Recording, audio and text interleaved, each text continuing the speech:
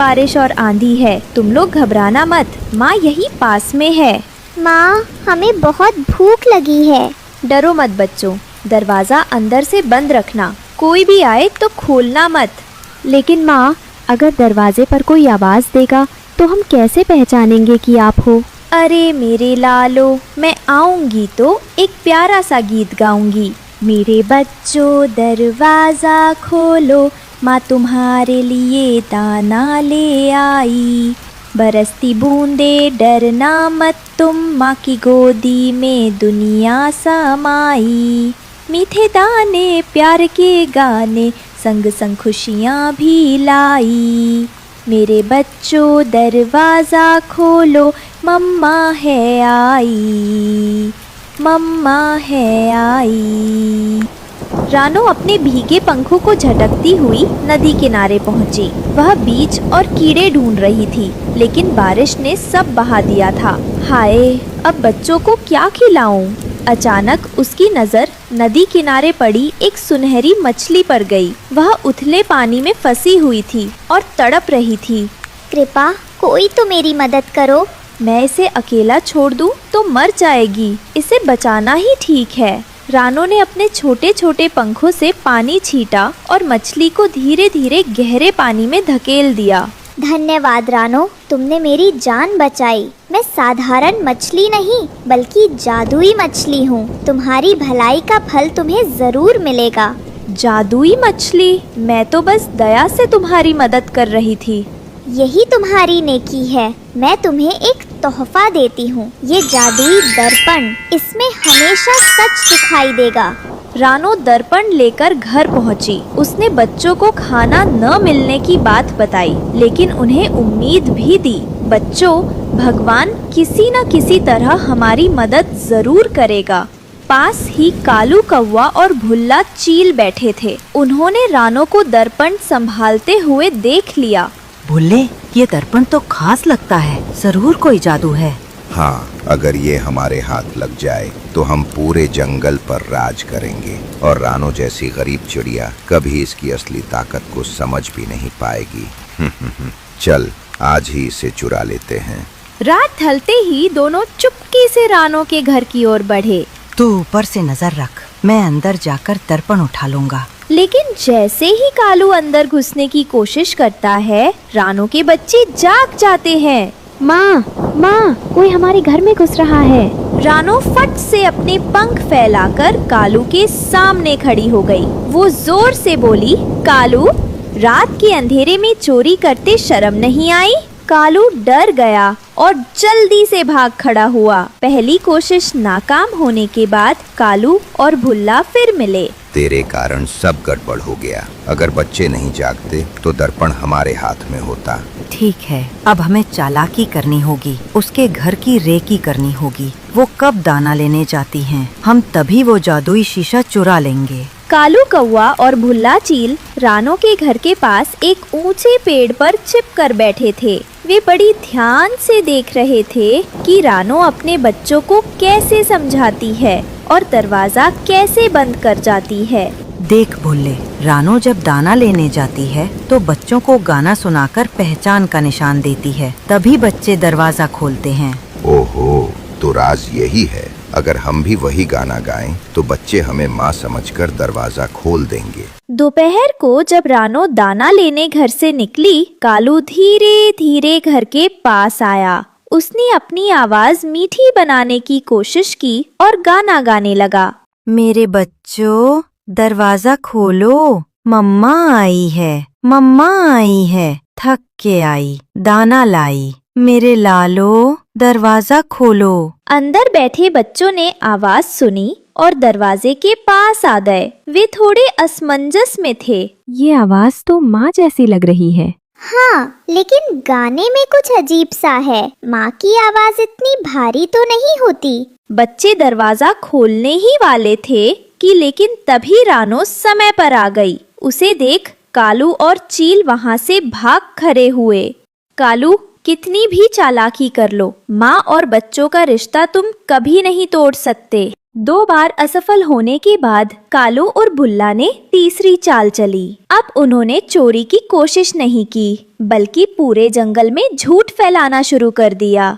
सुनो सुनो, रानू ने हमारा खाना चुरा लिया है। यही वजह है कि उसके बच्चे भूखे नहीं रहते। हाँ, मैंने अपनी आँखों से देखा। उसने हमारा अनाज छुपा लिया है। जंगल के कई जानवरों को शक होने लगा। वे रानो के पास पहुँचे। रानो, क्या ये सच है? तुम जैसी गरीब चिड़िया ने हमारा खाना चुराया? नहीं बहन, मैं निर्दोष हूँ। मैंने कभी किसी का हक नहीं छीना। झूठे आरोपों से रानो टूट गई। उसके बच्चे भी डरने लगे। सच को साबित करने का कोई तरीका होना चाहिए। तभी रानो को मछली द्वारा दिया गया जादुई दर्पण याद आया। हाँ, अब यही सच्चाई दिखाएगा। अगले दिन जंगल के सारे पक्षी इकट्ठा हुए। कालू और भुल्ला गर्व से खड़े थे। आज सबको सच पता चल जाएगा। रानो ने जादुई दर्पण सबके सामने उठाया। अगर मैंने चोरी की है तो ये दर्पण सच दिखाएगा, और अगर ये झूठ है तो असली चोर भी सबके सामने आ जाएगा।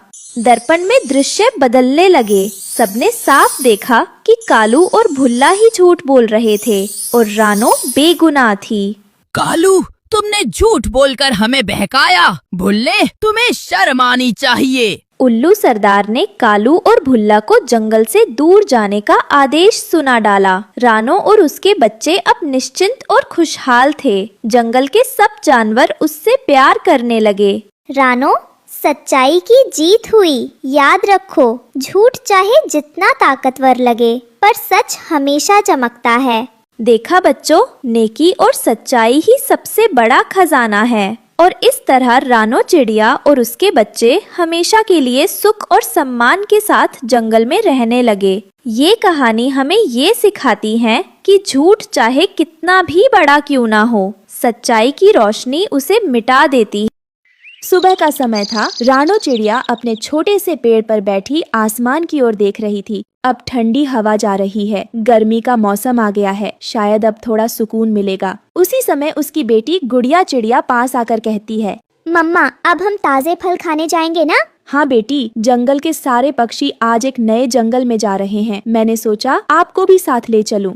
सच मम्मा, आप मुझे भी साथ लेकर चलोगी? बहुत मजा आएगा। ऐसे गुड़िया खुशी खुशी अपनी मम्मा के साथ उड़ती है और रास्ते में उन्हें कालू कौवा, गोरी कौवी, मिट्ठू तोता और बंटी कबूतर दिखाई पड़ते हैं। वो उनके पास आकर रुकती है। अच्छा है, सर्दियों के दिन जा रहे हैं। मैं तो ठंड से परेशान हो गई। हाँ, गौरी ने सही कहा। बेचारी अब कहीं जाकर नहाएगी, वरना पूरी सर्दी बिना नहाए गुजार दी। देखो तो पहले से भी ज्यादा काली पड़ गई है। ओ मिट्ठू तोते, मैं रोज सुबह 4 बजे नहा लेती थी। तू अपनी बता, ना जाने कितने हफ्तों से मुंह तक नहीं धोया होगा। काली कलूटी कहीं की, फिर भी मैं तेरी तरह काला नहीं पड़ा। मिट्ठू, मैं तेरा सर फोड़ दूंगी। मुझे गुस्सा मत दिला। अरे रे, आप दोनों चुप हो जाए। जरा सी बात पर लड़ने लगते हो। तुम कोई छोटे बच्चे हो। मिट्ठू तोते, तुम भी कम नहीं हो। अब छोड़ो ये सब फिजूल की बातें। यह सोचो, गर्मी की पहली सैर करने कहाँ जाना है? सागर वाले जंगल चलते हैं। वहीं वहाँ सभी प्रकार के फलों के पेड़ हैं। खूब खाएंगे और घर के लिए भी भर भर के लाएंगे। तो ठीक है, मैं अपनी बेटी गुड़िया को भी साथ ले चलती हूँ। वो भी बहुत दिनों बाद रसीले रसीले फल खाएगी। रास्ते में सभी पक्षी मिलकर एक लंबी उड़ान भरते हैं। रास्ते में उन्हें भूख और प्यास लगती है तो वो एक नदी के पास ठहर जाते हैं और पानी पीकर वापस उड़ते हैं। तभी एक बड़ा ड्रोन ऊपर से आता है। बचो बचो, ड्रोन आ रहा है, बहुत तेज है, इधर उधर हो जाओ। सभी पक्षी इधर उधर हो जाते हैं, लेकिन रानो और गुड़िया चिड़िया ड्रोन की चपेट में आ जाती है। दोनों जमीन पर गिरती है। मम्मा, मम्मा, आपकी चोंच से खून क्यों आ रहा है? ये क्या हो गया आपको? बोलिए ना। उठिए मम्मा। देखिए ना, कितने पंछी तो बचकर निकल गए, पर आप क्यों गिर गई मम्मा? बेटी डर मत, मैं ठीक हूँ। बस थोड़ा सा जख्म है, कुछ नहीं हुआ। कोई तो आएगा मदद करने, लेकिन कोई नहीं आता। बाकी पक्षी आगे बढ़ जाते हैं। तू ठीक है ना गुड़िया? तुझे कुछ नहीं हुआ ना? बस यही जानना चाहती हूँ। बाकी सब सह लूंगी। माँ हूँ मैं, मेरी जान भी चली जाए पर तुझे कुछ न हो, बस इतना ही काफी है मेरे लिए। पर आसमान अब खामोश था। पंछियों की भीड़ तो आगे बढ़ चुकी थी। जंगल के दोस्त अब अनजान बन चुके थे। कोई न रुका, कोई न पलटा, सब बस उड़ते रहे जैसे रानो कभी उनका हिस्सा ही न थी। गुड़िया, अगर मैं सो जाऊं तो आप डरना मत। आप उड़ सकती हो, आप बहुत बहादुर हो। नहीं मम्मा, आप मुझे छोड़कर नहीं जाएंगी। आप मुझे कभी अकेला नहीं छोड़ सकती। धीरे धीरे रात हो चुकी थी। रानो की सांसें धीमी पड़ चुकी थीं और नन्ही गुड़िया जो अभी उड़ना सीख ही रही थी, अपनी घायल माँ के लिए आसमान नहीं, जमीन के हर कोने में मदद ढूंढने निकल पड़ी थी। मम्मा को बचाना है, मम्मा को कुछ नहीं होने दूंगी। कोई तो होगा इस जंगल में जो हमें बचा सकता है। गुड़िया थककर एक पुराने पेड़ के नीचे बैठती है। तभी एक धीमी आवाज आती है, अरे छोटी सी चिड़िया, इतनी रात को अकेली क्यों रो रही हो बच्ची? बाबा, मेरी मम्मा बहुत जख्मी है। ऊपर से ड्रोन टकरा गया था, वो जमीन पर पड़ी है। कोई मदद नहीं करता, कोई नहीं रुकता। मम्मा मर जाएंगी क्या बाबा? चलो बेटी, मुझे अपनी माँ के पास ले चलो। मैं नहीं जानता मैं कितना कर पाऊंगा, पर कोशिश जरूर करूंगा। गुड़िया झट से उड़ती है और चूहे को रानो के पास ले जाती है। चूहा रानो की हालत देखकर खुद से बड़बड़ाते हुए कहता है, ये तो बहुत बुरा जख्म है, बहुत खून बह चुका है। कुछ कीजिए बाबा, कुछ कीजिए। मम्मा को मत जाने दीजिए। मैं तुम्हें एक जगह ले चल सकता हूँ। मेरे दादाजी ने एक पुराना कद्दू घर बनाया था। अब वहाँ कोई नहीं रहता, लेकिन वो सुरक्षित है। वहीं चलो, मैं पत्तों से पट्टी भी बांधूंगा और जड़ी बूटियाँ भी दूंगा। गुड़िया, तू अब भी यही है? मैं कहीं नहीं गई मम्मा, मैं आपको ले चल रही हूँ एक जादुई कद्दू घर में। आप ठीक हो जाएंगी, सब ठीक हो जाएगा मम्मा, बस थोड़ा और सह लीजिए। गुड़िया अपनी माँ रानो को एक ठेले पर डालती है। स्विंग से मदद से ठेली को खिसकाते हुए धीरे धीरे चलने लगते हैं और पास के एक खेत में पहुँचती है। वहाँ उसे एक बड़ा जादुई कद्दू घर दिखाई देता है। अब तुम आराम करो रानो, गुड़िया तुम्हारे पास है और मैं यही हूँ। सुबह तक देखना, सारे जख्म भर जाएंगे। उधर बाकी पक्षी कालू कौवा, गोरी कौवी और मिट्ठू तोता फल खाते हुए ठहाके लगाते हैं। कितना मजा है। किससे फर्क पड़ता है कि रानो गिर गई? कमजोरों की जगह यही होती है। और मैं तो अब यही घोंसला बनाऊंगा। कौन पुराने जंगल लौटे। रात को एक भूखी बिल्ली आती है। अरे, आम के पेड़ पर स्वादिष्ट पक्षी, आज दावत है।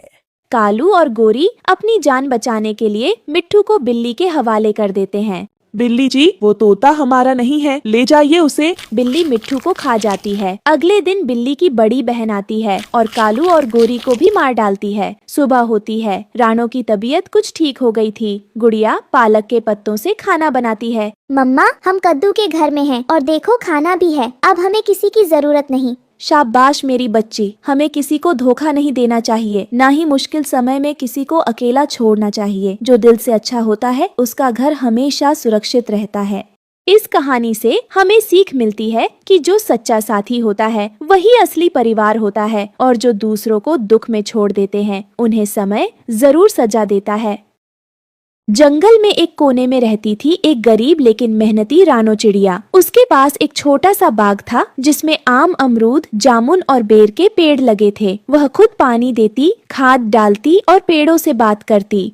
मेरे पेड़ों, तुम मेरी उम्मीद हो। तुम्हारे फलों से ही मेरे बच्चों का पेट भरता है। खुदा का करम है, खुदा का करम है जो मेरे पास तुम जैसे सच्चे साथी हैं। तुम खामोश हो लेकिन हर रोज मुझे जीने की वजह देते हो। रानो चिड़िया अकेली थी पर उसका दिल बड़ा था। हर सीजन में जब बाग फलों से भर जाता तो वो कुछ फल अपने लिए रखती और बाकी जंगल के बच्चों में बांट देती। कहीं और एक पेड़ के नीचे कालू कौवा और चालाक लोमड़ी बैठे थे। दोनों को रानो का बाग बहुत पसंद था लेकिन मेहनत करना उन्हें मंजूर नहीं था। ओए लोमड़ी बहन, तूने सुना है ना, उस रानो चिड़िया का बाग अब पूरा फल फूल रहा है। मीठे मीठे आम, टपकते हुए जामुन, और क्या कहूँ, अमरूद तो ऐसे कि बस एक बार खा लिया फिर किसी और का मन न करे। और वो रानो बेचारी अकेली सुबह से शाम तक मेहनत करती है, लेकिन रखवाली, हा, वो तो सपने में भी हमें नहीं पकड़ सकती। क्या कहते हो, चलें आज रात?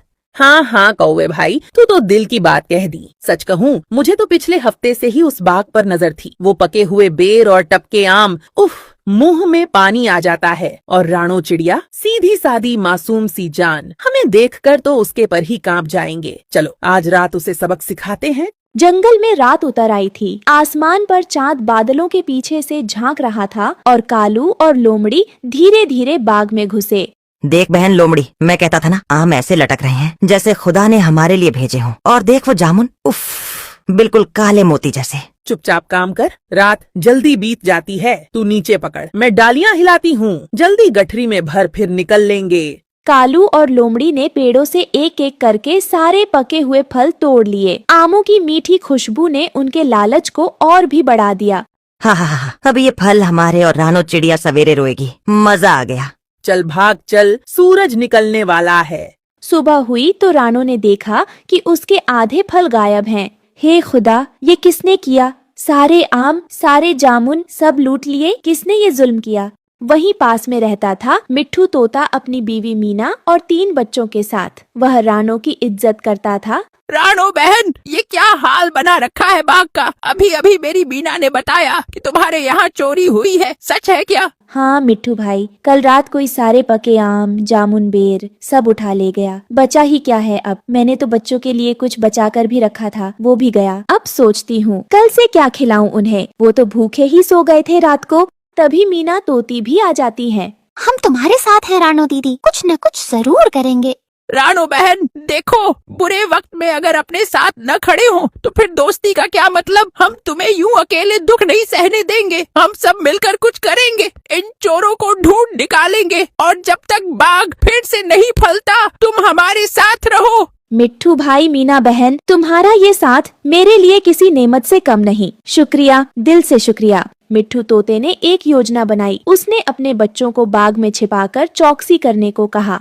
बच्चों, अब वक्त है बहादुर बनने का। तुम्हें इस बाग की रक्षा करनी है। ये सिर्फ रानो दीदी का नहीं, अब हम सबका है। तुम तीनों रात को पेड़ों की डालियों में छिपकर पहरा दोगे। आंखें खुली रखना, आवाजें सुनना। अगर कोई भी शकी हरकत दिखे या कोई डाल हिलती नजर आए तो फौरन जोर से आवाज लगाना, चोर चोर, समझे ना? मैं और मीना वहीं पास में रहेंगे, तुरंत आकर पकड़ लेंगे। पापा, आप फिक्र मत करो, मैं सबसे ऊंची डाली पर बैठूंगा, एक एक हरकत पर नजर रखूंगा। वाह मेरे शेरों, यही तो चाहिए था मुझे, हिम्मत और एकता। अगर हम सब साथ हैं तो कोई भी लोमड़ी या कौवा हमारा कुछ नहीं बिगाड़ सकता। अब चलो, अपनी जगह संभाल लो, आज की रात इम्तिहान की रात है। रात हुई और एक बार फिर कालू और लोमड़ी चुपके से बाग में घुसे। जल्दी कर, रानो को फिर से मूर्ख बना देते हैं। पकड़ो, चोर चोर आ गए। पापा, अम्मा, जल्दी आओ, लोमड़ी नीचे है, कौवा ऊपर की डाल पर। पकड़ो इन्हें। भाग लोमड़ी, ये तो फंस गए हम। बच्चों ने हमारी चोरी नाकाम कर दी। ये छोटे छोटे चूजों ने हमें हरा दिया। रानो चिड़िया, मिट्ठू का परिवार दौड़े आए। कालू और लोमड़ी को रंगे हाथों पकड़ लिया गया और पेड़ से बांध दिया। शर्म नहीं आती? मेरी मेहनत की रोजी रोटी लूटने आए थे। माफ कर दो बहन, भूख लगी थी पर गलती हो गई। हमें सजा दो, लेकिन थोड़ा रहम करो। रानो का दिल बड़ा था। उसने उन्हें सजा नहीं दी बल्कि समझाया, चोरी करने से पेट नहीं भरता, मेहनत करने से इज्जत और बरकत दोनों मिलती है। आओ, हम सब मिलकर बाग की रखवाली भी करेंगे और तुम दोनों को भी मेहनत करना सिखाएंगे। कालू और लोमड़ी ने शर्मिंदा होकर माफी मांगी और रानो के साथ काम करने लगे। कुछ ही महीनों में बाग फिर से हरा भरा हो गया। अब सब मिलकर बाग संभालते, फल खाते और हंसी खुशी रहते। जहाँ मेहनत होती है वहाँ खुदा भी बरकत देता है। जंगल में फिर से अमन और भाईचारा लौट आया। इस कहानी से हमें सीख मिलती है कि मेहनत का फल मीठा होता है। चोरी या बुराई से भूख नहीं मिटती, इज्जत मेहनत से ही मिलती है। सर्दियों की एक उदास सुबह थी। बबली कबूतरी अकेली एक पेड़ की शाख पर बैठी थी। उसका साथी बंटी कबूतर अब इस दुनिया में नहीं रहा। एक खूंखार चील ने उसे उस वक्त मार डाला जब उसने अपने अंडों के लिए जगह ढूंढी थी। हाय रब्बा, तेरा ये कैसा इंसाफ है। मेरा बंटी तो चला गया, अब ये नन्हे अंडे, ये मेरी आखिरी उम्मीद है। कैसे पालूंगी इन्हें इस बेरहम जंगल में? ना खाने का ठिकाना, ना रहने का, और ऊपर से हर तरफ खतरा ही खतरा। ये पेड़ भी अब डराने लगे हैं मुझे। कहीं कोई चील, कोई कालू कौवा आकर इन्हें भी मुझसे छीन न ले। मैं अकेली, बेबस, मजबूर इन अंडों को कैसे बचाऊंगी रब्बा। रानो चिड़िया उड़ते हुए पास आती है और उसको हिम्मत देते हुए कहती है, बबली बहन मत रो मेरी जान, तुम अकेली नहीं है, मैं हूँ ना आपके साथ। मैं जानती हूँ तुम क्या महसूस कर रही है। माँ बनना सिर्फ उम्मीद नहीं, जिम्मेदारी भी है, और मैं आपको इस जिम्मेदारी में अकेला नहीं छोड़ सकती। तुम्हारे बच्चे अब सिर्फ तुम्हारे नहीं, मेरे भी हैं। रानो, तुझ जैसी दोस्त अगर हर किसी को मिले तो कोई औरत कभी बेबस न महसूस करे। तू घबराओ नहीं, हम मिलकर इन अंडों की हिफाजत करेंगे। ये जंगल जितना बेरहम लगता है उतना नहीं है। अगर साथ हो तो हर तूफान को भी रोका जा सकता है। उसी जंगल के एक कोने में कालू कौवा और गोरी कौवी एक पेड़ पर बैठे कुछ शैतानी सोच रहे थे। अब सुनो मेरी चालाकी की बात। गौरी, बबली कबूतरी अब बिल्कुल अकेली है। उसका वो बंटी कबूतर तो कब का उड़न छू हो गया इस दुनिया से। और तू जानती है ना, वो अब अंडों के साथ बैठी है, बिल्कुल लाचार और डरी हुई। बस थोड़ा इंतजार करो, जब उसके बच्चे निकलने वाले होंगे ना, हम चुपचाप रात को उसके घोंसले पर धावा बोलेंगे और अंडे हमारे। गोरी कौवी हंसते हुए बोलती है, हा हा हा हाय। और फिर उन अंडों को बेचकर क्या करेंगे पता है? सीधे बादाम, काजू और मक्खन वाला पनीर। कुछ देर बाद चील उड़ता हुआ आता है। सुना मैंने सब कुछ कालू, पर ये मत भूलो, जंगल का सबसे बड़ा शिकारी मैं हूँ। अगर मुझे हिस्सा नहीं मिला तो मैं उन अंडों को खुद ही नोच नोच कर खा जाऊंगा, कच्चे, गर्म, मजेदार। अरे नहीं नहीं, अरे मेरे बादशाह साहब, आप हमारे सरताज हैं, राजा हैं जंगल के। आपका हिस्सा सबसे बड़ा होगा पक्का। बस एक अड़चन है, रानो चिड़िया। वो अगर बीच में आ गई तो सारा खेल बिगड़ जाएगा। उसकी दया और बहादुरी से मुझे चिढ़ होने लगी है अब। अगर हमें ये अंडे चाहिए तो पहले उस रानो को इस जंगल से हटाना होगा, हमेशा के लिए। तीनों एक साथ जोर से हंसते हैं। पीछे काली घटाएं छा जाती हैं और दूर कहीं कोई बिजली चमकती है। दूसरी तरफ रानो चिड़िया बबली के लिए खाना खोजने निकलती है। रास्ते में उसे मिट्ठू तोता और हरियाली तोती मिलते हैं। हे ऊपर वाले, कुछ तो ऐसा मिले जिससे बबली का पेट भर सके। वो तो बस अंडों के पास बैठी है, खुद भूखी है। अगर मैं कुछ न लाई तो उसके आंसू और बढ़ जाएंगे। रानो बहन, अरे ओ रानो, कहाँ कहाँ ढूंढ रही हो खाना ऐसे? रानो बहन, सुना है बंटी अब नहीं रहा, मुझे अफसोस है। वो नेक और बहादुर कबूतर था। और तुम कैसी हो? मिट्ठू, बंटी की मौत ने जैसे बबली के साथ साथ मेरी भी हिम्मत भी तोड़ दी है, लेकिन मैं रो नहीं सकती। बबली के आंसू देखे नहीं जाते। रानो बहन, ये तुम्हारी कोशिशें देखकर दिल भर आता है। तुमने हमेशा सबकी मदद की है, अब हमारी बारी है। हम दोनों तुम्हारे साथ हैं। हम सिर्फ खाना ही नहीं लाए, एक उपाय भी लाए हैं। उपाय? कैसा उपाय?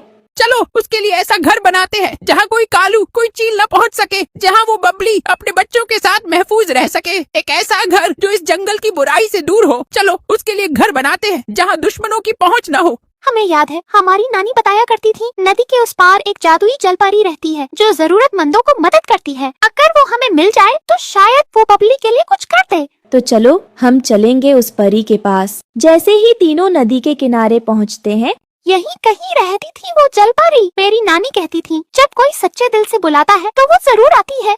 हे जलपरी, अगर तू कहीं है तो इस जंगल की एक बेबस माँ की पुकार सुन। बबली कबूतरी को तेरी जरूरत है। उसके अंडों को अब सिर्फ तू ही बचा सकती है। पानी में अचानक हल्का नीला प्रकाश फैलता है। उसमें से धीरे धीरे एक परी प्रकट होती है। मैं जानती हूँ तुम्हारा दर्द, रानो। ये लो, ये जादुई नारियल का घर। यह नदी पर तैरेगा और तुम्हारे बच्चों को सुरक्षित रखेगा।